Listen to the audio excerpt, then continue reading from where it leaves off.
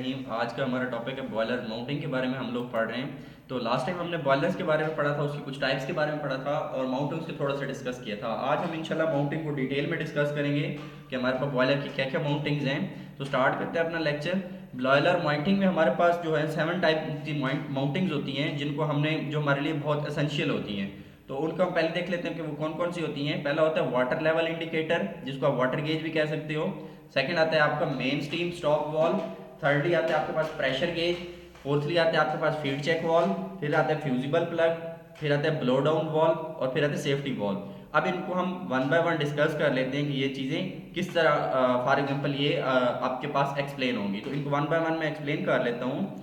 First of all आपके पास आता है ब्लो ऑफ कॉक। अब वो कहता है इसका फंक्शन क्या है। अब आपने इसकी डायग्राम देख लेनी है। अब मैं इसको आराम से समझाता हूँ कि ये डायग्राम में क्या कह रहा है आपके पास। तो ब्लो ऑफ कॉक में वो कहता है the function of the blow of cork is to discharge mud and other sediments deposited in the bottom-most part of the water space in the boiler।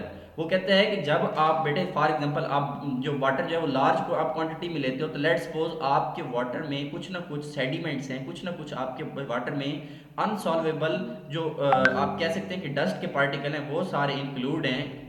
आपके कुछ मिट्टी के ज़रात हैं, तो आपने उनको रिमूव करने हैं। तो वो कहते हैं कि ये जो ब्लो ऑफ कॉक होता है, ये आहिस्ता आहिस्ता वो क्या होते हैं, वो बॉयलर की ग्राउंड से लेवल पे वो बैठते रहते हैं। तो फिर हम क्या करते हैं, ये ब्लो ऑफ कॉक आपका नीचे लगा होता है।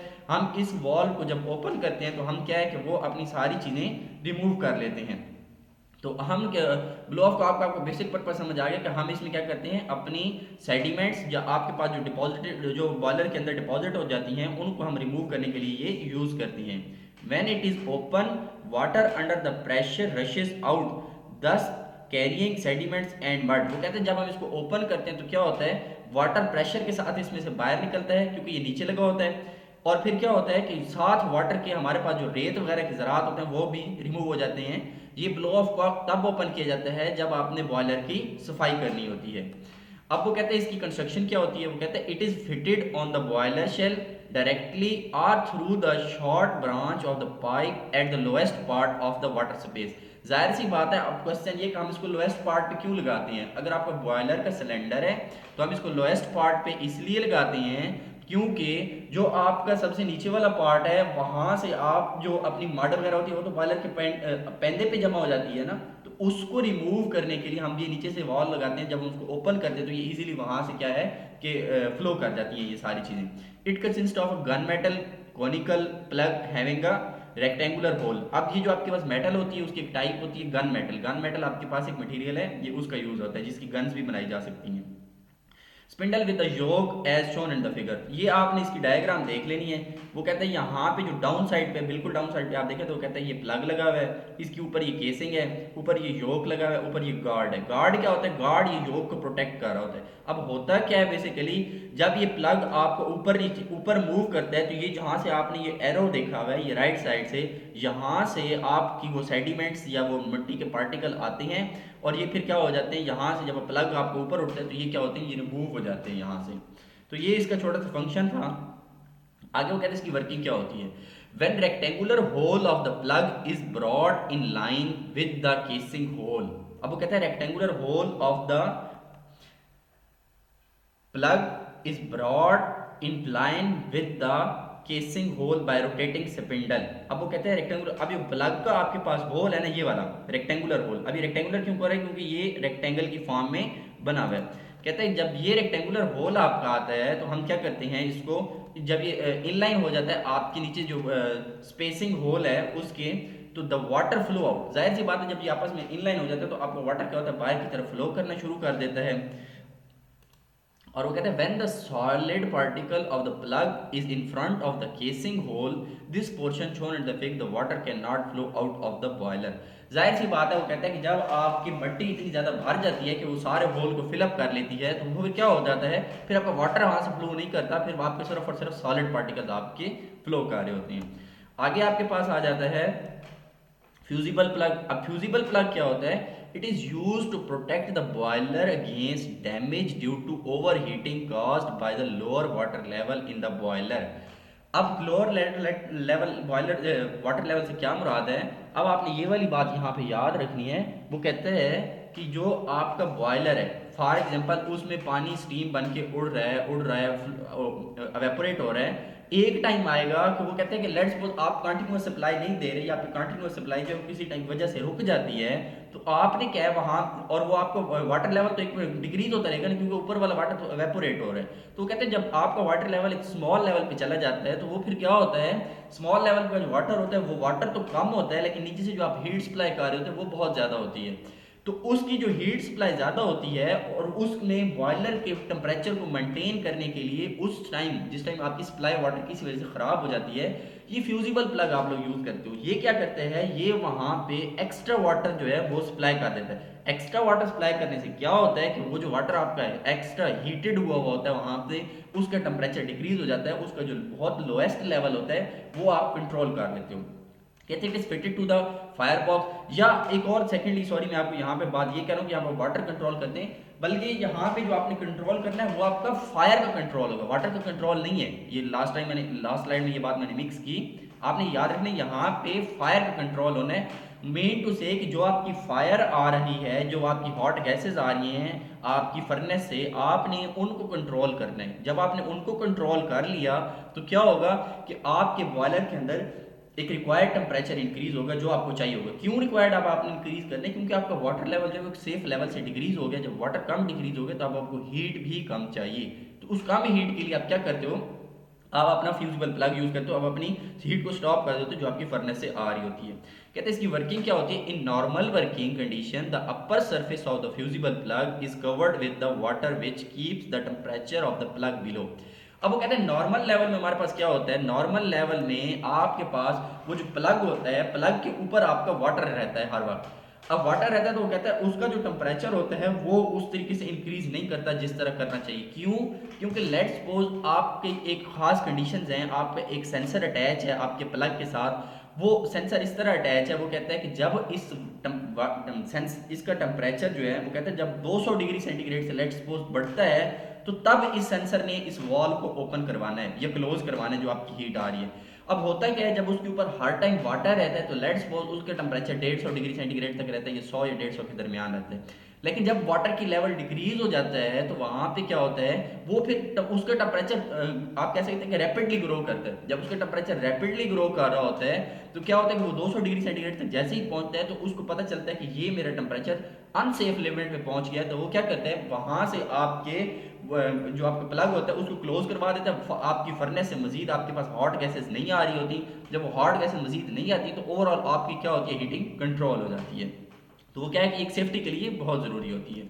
आगे जाकर feed check valve. Feed check valve अब किसके लिए यूज होता है, कहते हैं इसका फंक्शन जो होता है, it control the supply of the water from the boiler when the feed pump pressure is less than the pressure और द पंप इज स्टॉप्ड।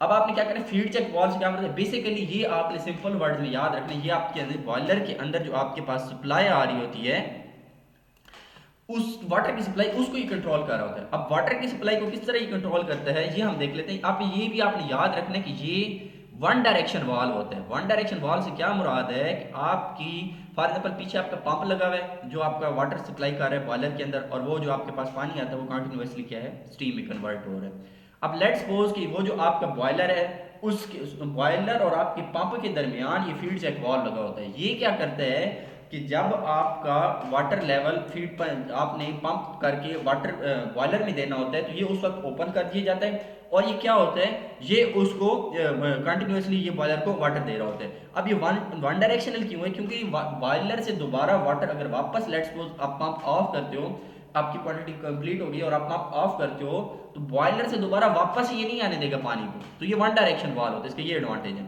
अब हम इसको आगे मजीद देखते हैं कि इसमें वो क्या कहता है। Whether is a feed check valve is fitted in the water space of the boiler just below the normal level of the water.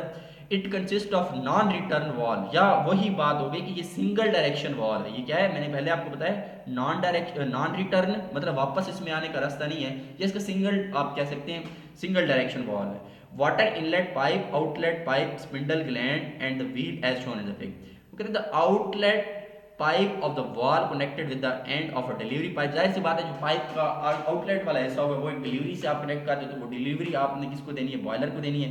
और जो एक साइड पे आप सेक्शन लगा दोगे, सेक्शन आपने कहाँ से लेनी है, वो आपने पंप से लेनी है। ये पंप और बॉयलर के दरमियान में लगा होता है। वर्किंग इसकी किस तरह होती है, वो कहते हैं inlet and the outlet pipe of the wall expose different pressure at inlet of the wall the feed pump pressure act and the outlet pipe of the wall the boiler pressure act. जाहिर सी बात है, वो कहता है कि outlet पे आपके पास बॉयलर का प्रेशर होगा। क्यों बॉयलर का प्रेशर होगा, क्योंकि आउटलेट जो इस वॉल के वो बॉयलर में ओपन होगी, क्योंकि आप पानी भेज किस तरफ रहे हैं, वो आप बॉयलर में ले हैं।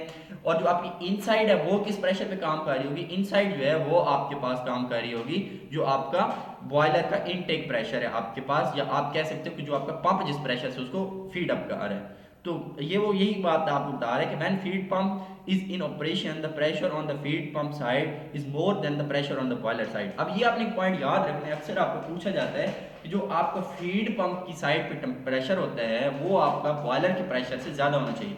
अब ज़्यादा क्यों होना चाहिए, क्योंकि बच्चे अगर आपका जब तक वो प्रेशर ज़्यादा नहीं है आपका फीड पंप का, पंपिंग प्रेशर अगर आपका ज़्यादा नहीं है तो आप कैसे बॉयलर को वो चीज़ फीड अप कर सकते हो। क्योंकि बॉयलर का अगर प्रेशर ज़्यादा है तो वो तो रिवर्स प्रेशर आपको देगा, और रिवर्स प्रेशर से क्या होगा कि वाटर आपको उल्टी डायरेक्शन में फ्लो करना शुरू कर देगा। तो उस चीज़ से बचने के लिए आपने क्या करना है, आपने अपने बॉयलर को वन साइड पे जो आपका पंप है वो ज़्यादा प्रेशर देगा as compare to boiler pressure, तो आपका पानी एक साइड पे फ्लो करना शुरू कर देगा। आगे आ जाता है वाटर लेवल इंडिकेटर। तो वाटर लेवल इंडिकेटर जैसे कि आपके पास नाम से भी जाहिर है, इसने क्या करना है, इसने आपके पास वाटर को इंडिकेट करना है बॉयलर के अंदर। अब ये क्या करेगा, ये वाटर को इंडिकेट करेगा कि वाटर आपको सेफ लिमिट से एक्सीड भी ना करे और सेफ लिमिट से डिक्रीज भी ना करे। अब वो जाहिर सी बात है, जब वो सेफ लिमिट से डिक्रीज करेगा तो आपके पास फ्यूजिबल प्लग जो है वो ऑटोमेटिकली ऑन हो जाएगा। और फेज लिमिट से आपके पास जब इंक्रीज करेगा तो आप क्या करोगे, फेज लिमिट से जैसे ही इंक्रीज करेगा तो आपने वाटर सप्लाई एक्स्ट्रा जो आपकी पीछे से आ रही है वो आपने बंद कर देनी है, और आपने फिर स्टीम की क्वांटिटी आपकी क्या हो जाएगी, इंक्रीज हो जाएगी, क्योंकि आपका वाटर लेवल इंक्रीज हो गया। अब वो कहता है कंस्ट्रक्शन इसी किस तरह होती है, हम इसको देख लेते हैं। वो कहते हैं normally 2 water level indicators are fitted to the boiler. 2 water level कहते हैं वो इंक्रीज होते हैं। These are fitted at the front end of the every boiler. अब वो कहता है कि ये जो होता है, एक आपने वो कहता है आपने लगाना है इंडिकेटर शुरू में, एक आपने लगाना है एंड में। अब शुरू वाला क्या करेगा, शुरू वाला जो होगा वो तो आपको बताएगा कि मिनिमम लेवल, लेट्स सपोज एक लोएस्ट लेवल पे एक हाईएस्ट लेवल पे। तो जो लोएस्ट लेवल पे है वो आपका बताएगा कि बॉयलर में मिनिमम आपका जब वाटर लेवल आप आएगा ना डाउन साइड पे, तो बताएगा कि आप वो उसकी इंडिकेशन क्या होगी, वो आपको बताएगा कि मिनिमम वाटर इस लेवल पे आ गया। और जो आपका मैक्सिमम है वो क्या करेगा, जब वाटर अपने सेफ लिमिट से मैक्सिमम हो जाएगा तो वो ओपन करवा देगा और एक्स्ट्रा वाटर क्या है बाहर फेंक देगा। तो इस तरह वाटर लेवल को हम 2 वॉल्व से कंट्रोल कर सकते हैं। अब वो आगे कहता है आपके पास कि when steam cock and the water cock open steam rushes from the upper passage and the water rushes from the lower passage to the glass tube, this will indicate the level of water in the boiler. अब वो कहते हैं इसकी working किस तरह होती है, वो कहते हैं इसमें 2 पैसेज होते हैं इस वॉल के अपने, एक तरफ से आपने स्टीम को इन करना है, एक तरफ से आपने वाटर को इन करना है। वो कहता है कि स्टीम इस जो वॉल है फॉर एग्जांपल वर्टिकल पोजीशन में है, ये आप यहाँ पे अगर डायग्राम देखें तो वो कहता है इसमें कि यहाँ पे आप देखें तो कहते हैं एक साइड, ये आप देख रहे हैं कि जिसके ऊपर इसने फुल का निशान लगाया हुआ है, ये एक शीशे की ट्यूब है। तो कहते हैं कि इसकी एक साइड से आपकी स्टीम आती है, ये ऊपर वाला जो है जो आपका ये रेड नजर आ रहा है यहाँ से आपकी स्टीम आएगी।